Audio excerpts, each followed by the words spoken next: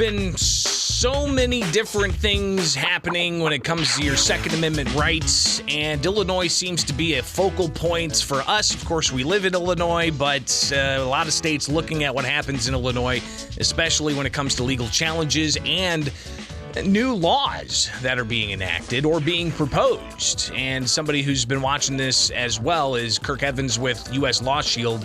He joins us now with Springfield's Morning News. I'm Greg Bishop on 92.7 WMAY, Springfield's News and Talk. Kirk, thanks for taking time with us. There's so much to get to, of course, but your reaction to the Illinois Supreme Court upholding the state's gun and magazine ban that was issued on Friday. Good morning. Interesting. This is clearly one of those cases where the headlines don't really tell the whole story.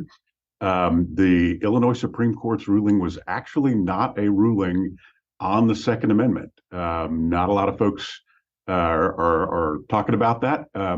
It was very interesting. It was a ruling on the Equal Protection Clause of the Illinois Constitution. And then a final point of the ruling that I think is very, very interesting is the Illinois Supreme Court actually structured their decision in such a way that it probably can't be appealed to the U.S. Supreme Court.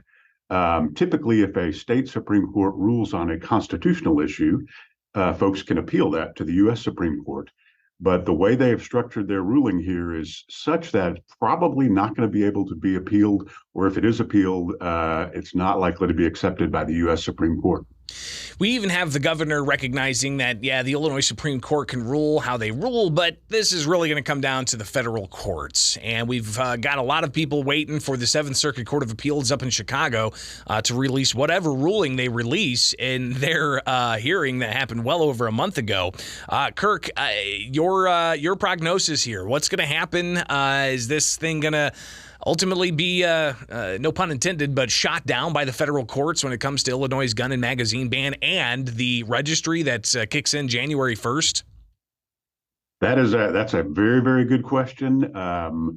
There are some telltale signs that the Seventh Circuit is probably going to uphold the assault weapon ban, and I don't want to get down in the legal weeds, but some of the items that they've asked for in the briefing previously indicates that they may be leaning in favor of upholding the assault weapons ban.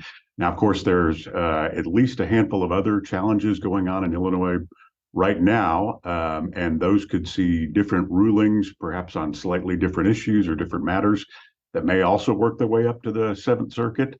And then, of course, there have been rulings on these issues all around the United States that are going to make their way up to the U.S. Supreme Court eventually.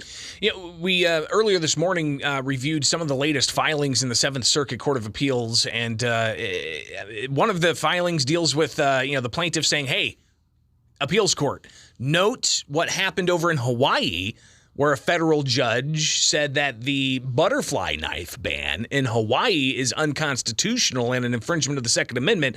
So you've got the plaintiffs in Illinois saying, "Hey guys, look over at Hawaii, what happened there?" How impactful do you think that would be? And how often do courts take into consideration what may be happening in a totally different judicial jurisdiction? Sure. So those decisions are not binding on the Seventh Circuit here, but they are, the plaintiffs are citing toward typically a left-leaning circuit. So the Ninth Circuit is where that butterfly knife ruling occurred. And so, if you're going to the Seventh Circuit in Chicago, you wouldn't go, "Hey, look what the folks did down in Texas." That's not going to carry nearly as much weight. But if you go, "Hey, look, even the Ninth Circuit issued this type of ruling, maybe you guys should pay attention to the logic and the reasoning and go ahead and follow that." Kirk Evans with us, U.S. LawShield. We'll talk about what U.S. LawShield can do for you in a moment, but something else, Kirk, is you've got another law. It's just been bang, bang, bang, bang, bang, bang, bang, bang, bang here in Illinois.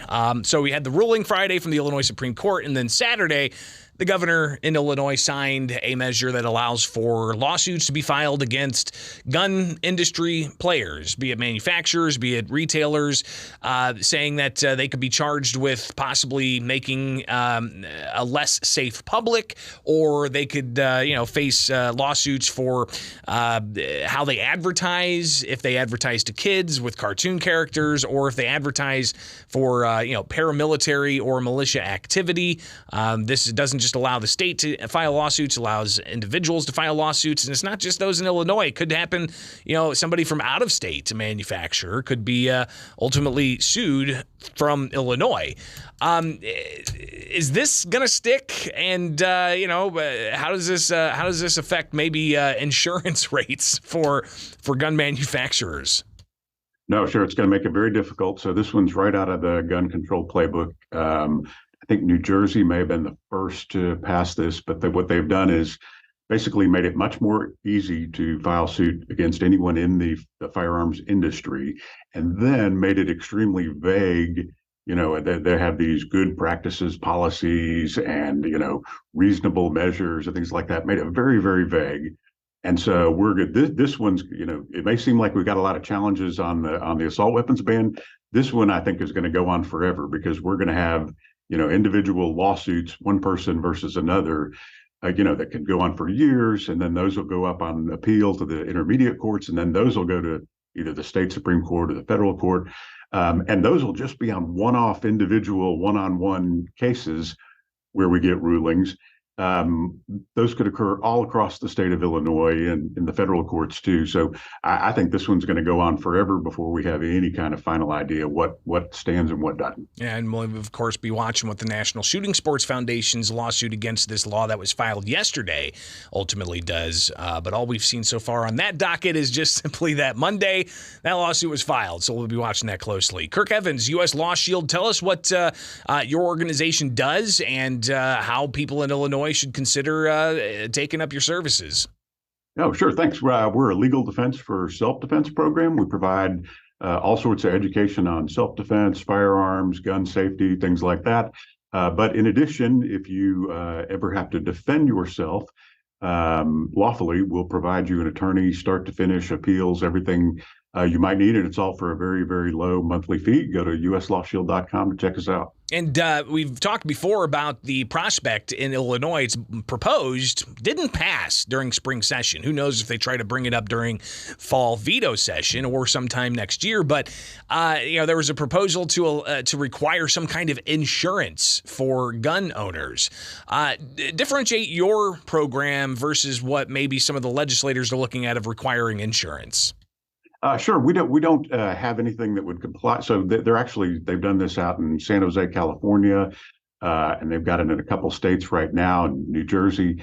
And we will eventually provide that type of insurance to folks. But the tougher, difficult, and it'd be humorous if it weren't so serious, is these states are requiring insurance for anybody that owns or walks around with a gun. And yet on the other side, their insurance departments are making it as difficult as possible for anyone to even offer that insurance. So literally in New Jersey, they require this insurance, but they have told their Department of Insurance, don't let anybody offer this insurance. So we're working to do that. We will eventually offer that to everyone. Right now, it's just, folks who might have an incident with their gun. We'll provide you a lawyer start to finish. Kirk Evans, U.S. LawShield, give us the website. uslawshield.com. It's that easy. Greatly appreciate your time. I imagine we'll talk about the insurance issue again in the near future. All right. Be safe out there. Happy to. Thanks, Greg. It's Springfield's Morning News on 92.7 WMAY, Springfield's News and